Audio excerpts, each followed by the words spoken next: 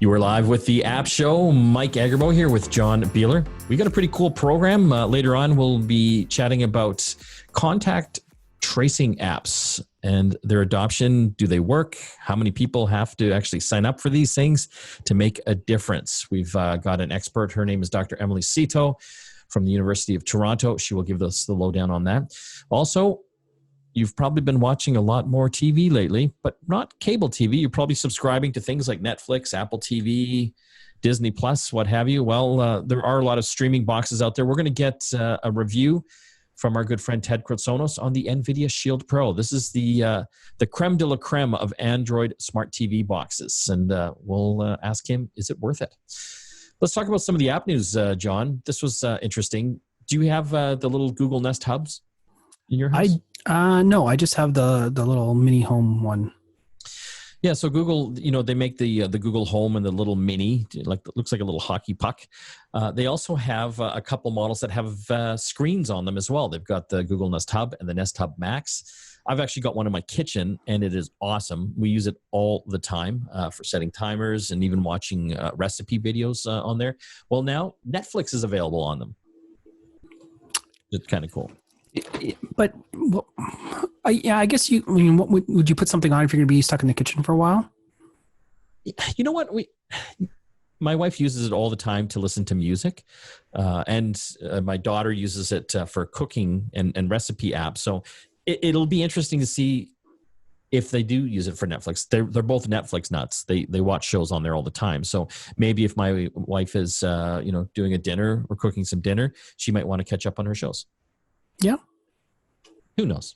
Yeah. Anyway. It's just one of those, that's a problem I didn't really have before. No?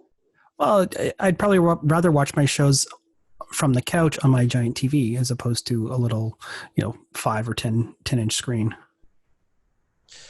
Very interesting. This was kind of an interesting story that I saw up on TechCrunch. A lot of people have Macs out there, and I always get questions, my Mac is getting slow. Should I buy a new one? Are there any upgrade options? Well, one of the upgrade options is getting an external GPU or graphical processing unit. And there are a few companies out there that make these, but these are like an external unit that you would plug into your Mac, an existing Mac, and give you that extra graphic power, in many cases really speeding it all up.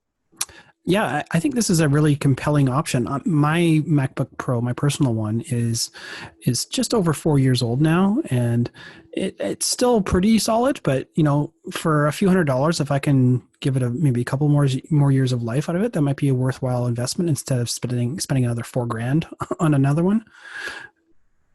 Yeah, so there's a number of companies. Razer, they've been very popular on the gaming side. They make their Razer Core X Chroma. I think it's like $399, and you're able to stick additional video cards in there to speed things up. And this is a box that you plug into your Mac. So yeah, it's interesting that this might be an option for some of the slower Macs out there. I think it might be really good too for people that are doing any kind of creative work. It sounds like Adobe's really bought into this whole ecosystem, and they've actually added what they're calling eGPU support to Lightroom, Photoshop, and even the Premiere products. So we might even want to get some of these for our office machines as well. Let's chat Huawei again. As we know, Britain has banned the use of Huawei's 5G network technology. I think they also have asked the carriers over there to rip out the existing Huawei 5G tech that's already installed within the next 7 years. That really opens up a lot of business, I think, for some of their competitors. That would be like Nokia and Ericsson. But now some analysts are saying they may face retaliation from China if the European Union bans Huawei any further. Well, it's a really interesting space we're in right now, right? Because because of the U.S. position on Huawei and specifically calling out Huawei, it's made all these other competitors that much more compelling for a lot of countries that have to make these decisions on what 5G technology they're going to be using.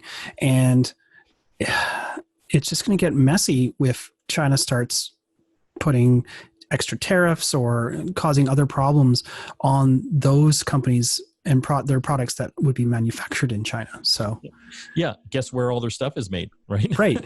Well, and this is the thing, and this is it points to the ridiculousness of the Trump administration's position on Huawei. It's just silly. So think about this: Ericsson and Nokia. They also make competing 5G network technology. They get the vast majority of that, from what I understand, made in China. So what the Chinese are saying now, or reports are saying, that China's Ministry of Commerce is looking into export controls that would prevent the two European telecom gear makers from sending products they make in China to other countries. I'm sorry I'm laughing because this is all so comical. Like, it's just crazy. Yeah, it's just ridiculous for anybody with a brain to see happening in real time. Anyway, we'll follow this story to catch you up on any updates as they develop. BC Digital ID app for driver's license and more, now available for iPhones and Android. This is kind of cool. Yeah, I thought this was kind of interesting. The ability now for us in BC, at least, and Ontario and Quebec, who've had it for a little while, to actually digitally scan your driver's license and even your passport into a digital document that is secure and safe. I'm just trying to figure out where I can actually use that. And it's not really clear from the app itself where I would actually be able to use this. They do mention that this doesn't replace the physical need for those documents.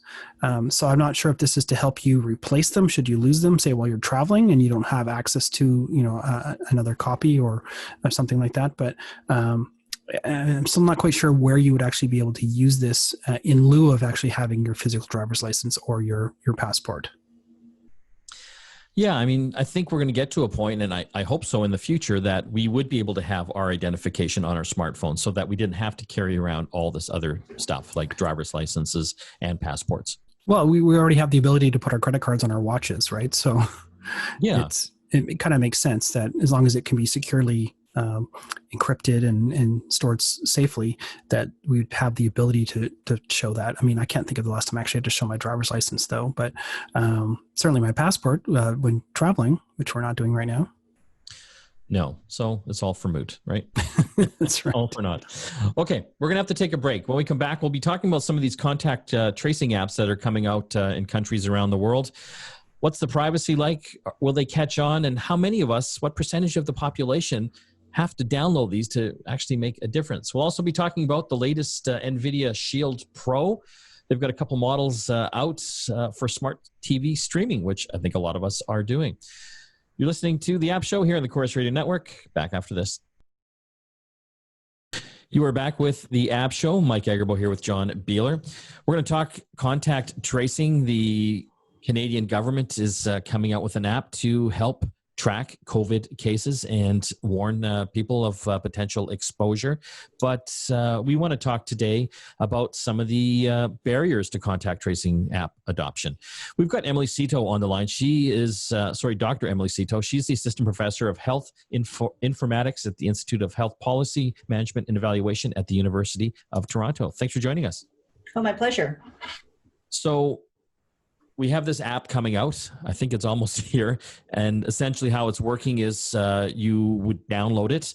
And if you ever get exposed, if you do come down with COVID, you would basically tell the app this, and anyone that you have come in contact with near you in your smartphone would get an alert, which sounds great on paper. And I know several countries or more have adopted this worldwide. What are some of the barriers that we're going to face to having people get on board with this? Yeah, absolutely. So I think there's going to be several barriers to adoption. And the first one really is to get a critical mass of people actually downloading it and wanting to use it. So as you know, it's voluntary, so you could choose to use it or not. And you do need a certain number of people for it to be effective. So I think it's important that, first of all, the public health agencies and the government, they send a strong message and the right message that, what are the real benefits of doing this? And then also all the privacy measures that have been put in place, which are a number of them. So I think that's one thing. And then once you have it downloaded, you have to get people to actually use it, right? And so it has to be kind of dead easy to use, has to be a good user experience. And what we found with other countries, and hopefully I think these have been kind of mitigated, is that there were problems with like the battery draining or not working on certain phones. But I think those problems hopefully have been solved before we roll that out. And then finally, you got to get people to keep using it. So there has to be this kind of value add, right, that incentivize people to continue to keep it on and to keep using it. And so you got to be careful that there's not too many false positives and false negatives, which I think would get people deterred from continuing to use it. I know that a few countries have rolled this type of system out. I know Germany has had some success and many people downloading it. Have we got any information on how well it works and just the overall use, and are people happy using it? Yeah, I think so far what we found is that in terms of, again, systems that are using the kind of the voluntary approach, they haven't hit the numbers that people really want, right? And so people are citing 60 to 70% adoption, and we haven't really hit that yet. So there's our places, and we've heard, places like Ireland who have like quite a large, quick adoption of the app, but they certainly haven't reached that level yet. And it's hard to know because we actually don't really know what level we actually need for it to be effective. But certainly the more people who use it, the more effective it would be. And it's really actually quite difficult to figure out, how much the app is actually contributing. So we have anecdotal evidence in some reports that people are being identified through the COVID contact tracing apps. But at the same time, things are changing so quickly that it's really hard to know if you're going to attribute, any kind of success to the app itself.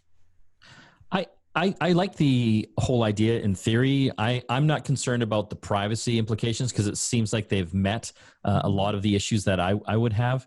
But you're talking numbers like 60 to 70% or more. That is a large hill to climb, don't you think? I do. And I think this is why most countries, or all countries so far using the voluntary system, haven't reached those numbers of yet. And again, the messaging, it's a bit of cultural too, right? So it's the messaging around the public health, the benefits, and the real kind of like want of the population to actually do to support public health. And so that is a big number, but again, maybe 50% would still see some benefits. But again, there's lots of barriers to that. For example, a lot of people may not have smartphones, especially looking at elderly people, and some of the special vulnerable people who may benefit most from it may be the ones who can't use it, right? So that's disconcerting as well. You brought up a great issue there. Elderly people, not all of them have smartphones. I know my parents have smartphones, but they just use them as phones. You know what I mean? Like they're not really connected to anything. I know some countries, I think Singapore is one of them, have come out with a little kind of gadget that elderly folks can wear that kind of does the same thing. Yeah, so it'll be interesting to see what happens in Singapore. So it's basically a token that you carry around in your bag or your pocket, and it works the same way. It emits a Bluetooth signal and then exchanges. The difference is that once you are positive for COVID-19, then you have to send this token to the government, right? And then they could download it. So it doesn't work exactly the same way, but it certainly is going to be interesting, and maybe some lessons learned about if we could adopt something similar to here. Yeah, and another issue, talked about marginalized populations. We're here in Vancouver. Our office is, about 5 minutes away from the downtown east side. I don't know if a lot of those folks have fancy smartphones and are going to be using a contact tracing app as well. Yeah, for sure. And I think that's maybe one of the worries, is that you can imagine people like the homeless, right? They're not going to have access to smartphones and certainly a data plan. And then also, especially in Canada, certain pockets has really high percentage of new immigrants or people who just don't speak English or read English, which is really what's necessary for these apps. So I'm not sure what their plans are in terms of translating it, but there's certainly a lot of different languages that Canadians speak. And so that population, again, maybe a disadvantage into trying to even hear about the app and then to download it and then again to use it. We also know that people kind of in lower income brackets also have less adoption to smartphone use. And so again, that's another population that, again, are disadvantaged in terms of these types of apps. I hate to say this, it seems like the odds are stacked against this being like overly successful. Well, I mean, I think it depends. I mean, I think that again, you may not hit the 70%, but even at 50, for example, and also it'd be interesting to see if certain demographics may be going to restaurants more than others, for example, and if a lot of people are using it there and they're in close contact, it may be very useful. Again, maybe for people who are flying, right? It's a specific kind of demographics potentially, but again, there could be use cases around that. And potentially you could have even employers, so like big employers kind of incentivize people, their employees to use it. And there may be even circumstances where the employees have smartphones that belong to the company, for example, and they may feel much more at ease in terms of using it while they're at work, for example. So I think there's opportunities certainly to use it, even if the general population doesn't hit the whatever the magic number 70% is. I also wonder too if the way that the federal government sort of sells it, if you will also help that reassuring them on the privacy side, reassuring them on the benefits of it all. I mean, it's actually not unlike the mask issue we have right now too, right? Not everyone's wearing a mask when they should be, and also social distancing. And this is just one more tool in that toolbox to help everyone sort of stay connected and protected. Oh, absolutely. And I think, there's that level of trust, right? So as Canadians, and I guess people are different per individual, but if there's a trust in whoever's asking you to do this, so the public health agency, for example, the government is really endorsing this, and I think you're absolutely right. If you really kind of outline the benefits and how this may help you and help the public and your family and friends, I think there may be a higher adoption. And certainly, it's actually quite a little bit of a complicated way it works, and through Bluetooth and the way that the keys are downloaded and where the data is being stored. It's stored mainly on the phone, but if you get identified, it does get uploaded, right? If you choose to upload the kind of anonymous strings of numbers. And so that really all kind of needs to be messaged out as well properly, so that people really feel confident that people are not being able to find out where you are and to kind of identify you through these strings of numbers.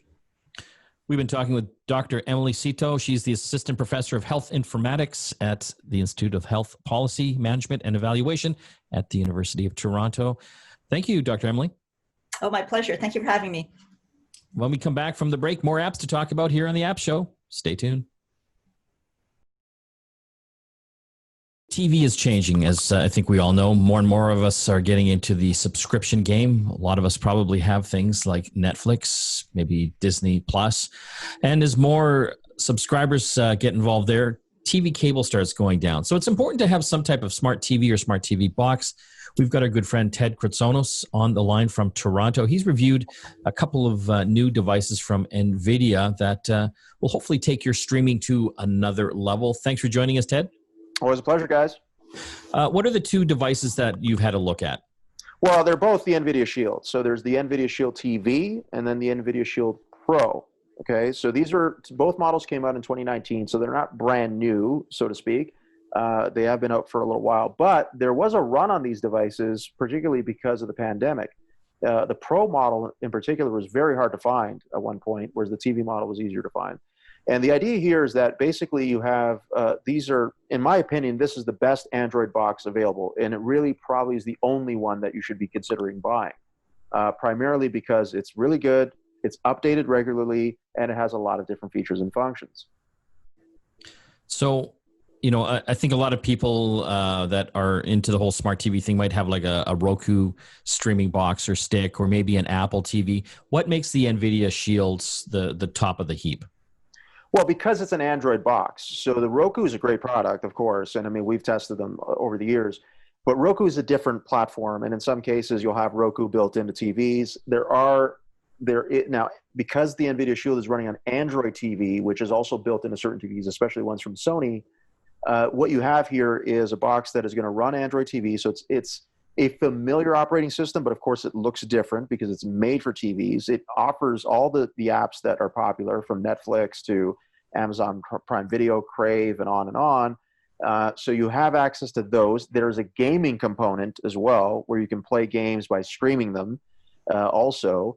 So there's a number of different things you can do with the device. And of course, for people who want to tinker maybe with an Android box. Now, again, we're not advocating voiding any warranties or anything like that here, but if you're the type of technical person that wants to tinker with the box, there is some leeway to do that too. But generally, for me, it's a factor of ease of use. It's a factor of also what you have access to, and also that it's updated regularly. I think that's the key thing. A lot of the no-name Android boxes that are out there are not updated regularly. They're not using a version of Android that's really made for the TV. And also, and this is a big part of it, companies like Netflix have to certify any hardware that has access to their HD and 4K streams. So those no-name boxes, of course, never get that, whereas the NVIDIA Shield has all the certifications it needs to get the best quality from those platforms. So you might be saving money on getting these cheap smart TV boxes, these Android ones, but they're kind of more trouble than they're worth sometimes, really, because they're not going to run everything. I mean, you can tinker with them to make that happen, but it's a pain in the butt. Well, yeah, think about it, right? Like, so you're buying an Android box for cheaper, okay, because the price is attractive. That's fine. But then when you're running Netflix on it, you're not getting HD or 4K. So at that point, what? You have to run Netflix on a different device to get it on your TV or Chromecast it or something? It kind of defeats the purpose of getting the box. I mean, the NVIDIA Shield has a Chromecast built in too. So even if you wanted to cast content through an app that's not necessarily supported on the Shield, but does support Chromecast, you can cast it over to the box. So at least you get that on the TV too. So there's a lot of versatility there that I think really works and makes it what it is. My question too, though, is the price. Though you're paying a hefty price for the Pro version. You're paying more, no question. Yeah, you're paying more. There's about a $50 difference between the two, depending. And there's not a huge difference between them, to be very honest. The Pro has a little more RAM, so it's 3 gigs of RAM compared to 2. You get double the internal storage at 16 gigs compared to 8. Now, neither of those sizes are big anyway. But the Pro also gives you 2 USB ports. So if you want to plug in an external hard drive, you can do that in case you want to play, local files that you have stored on there. Or you can just actually access them. Like if you have a network drive, maybe you have something that is storing all your media files, and it's on your network, you can just stream them over to the Shield using the right app as well. The TV, the Shield TV is the one I would recommend for people who don't really want anything overly technical. They want something simple, small footprint as well, because the design is totally different from the Pro model. You don't care about the USB ports, and you just want something that's going to plug into the TV and work, and that's it. I think you're. Go for? Sorry, what was that, guys? How much did the base model go for? So the base model right now, the prices keep changing too. So I'm just going to give me a second here just to make sure that I got the price right, because in Canada, so right now you're looking at it about, the Pro model's about $260, but you can probably find it for less depending on where you're shopping. Whereas with the TV version, I've seen that for about $200 in a lot of cases. So you may find it for less if there's a sale. It kind of depends, but those are the ballpark prices right now. I think the Pro is compelling to me because of the USB ports and the fact that you can plug in a thumb drive or anything like that. That's my frustration with the Apple TV, is that I want to use that. I have the 4K version. It's great, but unless I hack it, I can't really do that easily, or I share files over a network and stuff like that. It just becomes clunky when you just want to show something quickly, and being able to plug in either an external hard drive or a thumb drive is huge for me. Yeah, it's part of the reason too why the Pro is often recommended for people who want to game on the platform too, because the USB ports can come in handy there as well. So for example, if you have maybe you have a certain type of remote control or a controller that you want to use to play, and the USB port maybe has plays some sort of a role with that, you can do that. Maybe you want to plug in a certain type of, anything that uses a Bluetooth transmitter, you can plug in the transmitter and then connect that way. So yeah, I agree. The USB ports, at least for, tech guys like us, definitely offers some versatility beyond what the device, would be marketed as doing. And that's why I mentioned earlier that the Pro is definitely the kind of device I can see people wanting to tinker with. Whereas the TV, I think, is definitely made for people who just want to plug and play and not worry about anything else. It's just going to update on its own. They don't have to worry about that either. And they don't have to be concerned about whether or not they're going to get the best possible quality that is offered by the various platforms that are on there. Because it's running Android, is there any benefits to having an Android ecosystem in your household, like multiple Android phones and that kind of stuff? Is it any easier, or does it matter at all?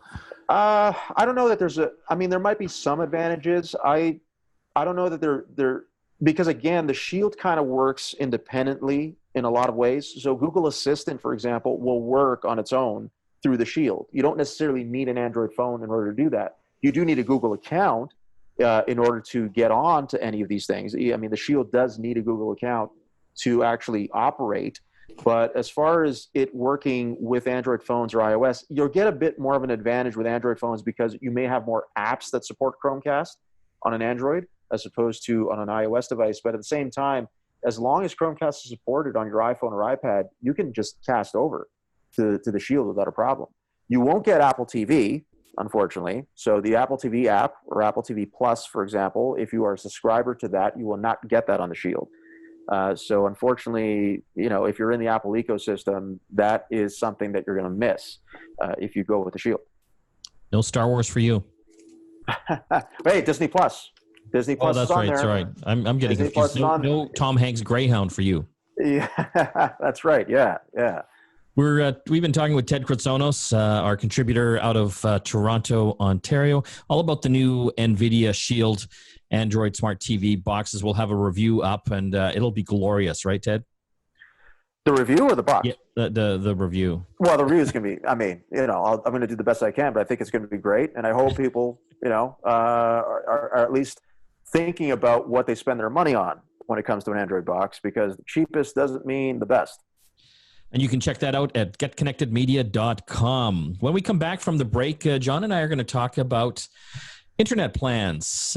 He's recently looking at renewing his. What's the best out there? Back after this. We're back with the App Show. Mike Agerbo here with John Beeler. I want to talk about internet packages. I think a lot of us have realized how important the internet has been for us during the pandemic and associated lockdowns in different provinces and states. You might have noticed a lot of people are using the internet, and that's probably slowed yours down. And a lot of folks are coming into renewals for some of their packages. Just wanted to kind of talk briefly today, John, about some of the experiences you're having. And, out west here we have Telus and Shaw, but it kind of applies to no matter where you live. There's always going to be 2 or 3 competitors that are the big guys that are coming after you for your money and offering you the deals. But I thought yours was interesting. Right now you're on Shaw, and you've got a pretty good package, but it's coming up for renewal in November. That's right. So I pay just over $100 a month all in for a lot of TV, and I get 600 megabit internet as well, which is really fast. It's fast. That's download. And this is the key point. I think we've talked about this a few times about, especially during the pandemic, when your entire family is trying to get on the internet. Download is important, but upload is probably more important, especially if you're looking to transfer files online. You have a lot of Zoom meetings or online learning where you need to be sending video back and forth all the time. The bigger the upload pipe is the most important part. And that's kind of the bottleneck problem that I have with my Shaw, is that it's a very small pipe on the upload side. But like you said, I'm up for renewal in November, and they sent me a notice today saying, hey, you're due for renewal soon being loosely there. Here's an exclusive offer for you. And I click through the link, and my exclusive offer is basically double what I'm paying now. Well, that's a great offer. Yeah, I know. I'm just like, did they put the wrong link in the email or something? So I was poking around their website, and no, it just looks like everybody across the board has, much higher packages at the starting point now, for those people that are just switching providers, for example. And at least right now, there doesn't seem to be any super amazing deals either. Telus and Shaw in Western Canada, for example, they've been going back and forth about this whole gigabit fiber stuff, and they're suing each other over the naming. But the important bits is the speed you're getting. To get that kind of speed, you're paying hundreds of dollars a month just for the internet. So that's the thing I'm concerned about, is that I'm going to be forced to renew for a slower service at double what I'm paying. And I got a pretty sweet deal a couple years ago on a Black Friday deal. So I'm less inclined to click that renew button right now, and maybe wait and see when there's some better offers down the line. And then it's a big scramble. But generally around Black Friday is when the big deals happen, and sort of the Christmas space. But this year, everything's sort of up in the air because of the pandemic and everyone's increased need. I can't wait until November to make some of these decisions about increasing my bandwidth as well. So especially when, whatever back to school is for some people, I think that might be also a big decision point, is do we need to change our plan to make it less of a big fight with the family? Like, can you turn off your game so I can get on my call kind of thing? Yeah. And so let's just go through the price again, John. You are at how much right now? $100? $102 all in. Fast internet, lots of TV, and the new price is? It starts at about $175 plus tax for 300 internet. Yeah. For lesser internet. For less internet. Yeah. Yeah. And that's on Shaw. Yeah. And then I was trying to find something comparable on the Telus side of things as well. And it looks like it's about $75 to $80 more a month. Faster internet, definitely a bigger upload pipe, but it also just sort of depends on how you bundle your other things too. So I think the bundling is also key too, because I also have a Telus cell phone plan, and if I was to sign up for one of these things, that plan would actually be reduced by $10 a month. So that might become a better deal going that route. So it just really depends on how you've got your account set up. Family plans and all that type of stuff can really come into play when you start adding up how much you're paying a month. The other side on Telus as well, they typically include things like Crave, potentially HBO and Netflix, depending on the package that you get too, which again, if you're already paying for those services, that might be some actual savings, despite you're actually paying more for the service overall. Yeah, and I think this is an important thing for the listeners. I would always, every 6 months or so, go through your bill, your Shaw bill, your Telus bill, Bell, Rogers, whoever you're with, and just phone and say, hey, are there any better deals happening? Because you would be surprised at how often there really are. And I know my bill right now, I think it's about $105, $110. I've got the home phone on it as well, plus TV and internet. But when it comes up for renewal, I don't want to pay more. No. I'm not using TV anymore. And that's what happened to me last time. I called to I was going to cancel TV because I wasn't even using it. But then they made me a deal that was like $50 less a month with more TV. I'm like, okay. But I think the other important thing too is don't just accept the first offer they give you. This Telus email or the Shaw email that I got, I wonder how many people just click, yeah, sure, sign me up, because it's easy and it's path of least resistance versus having to call in and wait on hold and to talk to somebody, potentially even retentions, which is how you're going to get the best deal at any provider. But just to find out what they're actually offering. And then, you can also threaten to just go to their biggest competitor, which is what I'll do with Shaw, and I'll see what they're going to offer me. And, but then also, think about bundling and how that might affect your monthly cost for all this stuff too. Lesson here, always challenge them on the price. Always be checking every 6 months for sure. And you got to keep in mind, like they keep talking about how, they're charging less for TV and cell phone plans. They still need to make money. They're corporations. Like, it's not like suddenly they're going to lose $1 billion because they had to drop the price in one area. They're going to make that up somewhere else. And looks like that they're tacking that onto the internet side now. We are going to have to take a break. When we come back, we're going to talk about our contest, and it is awesome.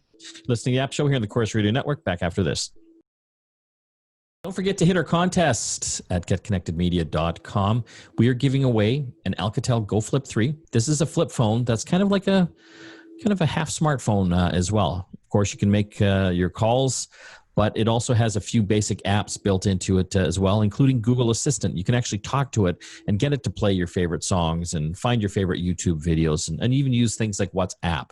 And again, go to our website, getconnectedmedia.com.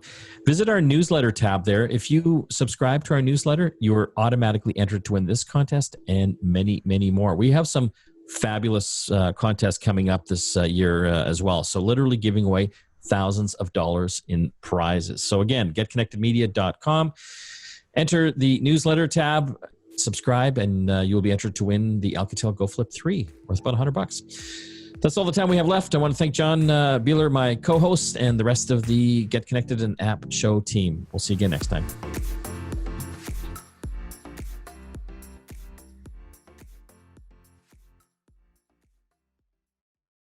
Don't forget to like and subscribe to our YouTube page. And you know that little bell icon? Hit that and you'll be notified every time we post a new video. And comment. The more comments and the more likes and subscriptions we get, the more videos we can make.